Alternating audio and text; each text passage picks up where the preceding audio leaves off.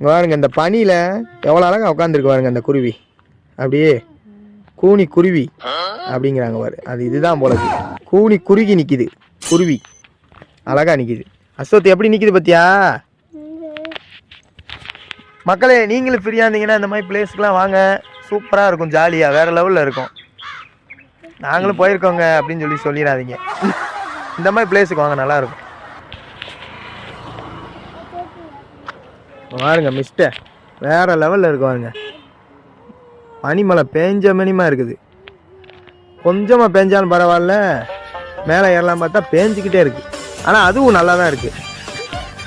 எவ்வளோ அழகாக வருது பாருங்கள் இந்த காரு இந்த மலையில்.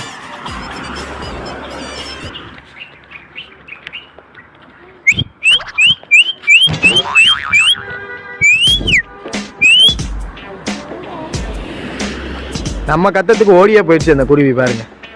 ஆடுறாது, முரட்டு குருவியாக இருக்கும் போல இருக்குது கத்துறதுன்னு.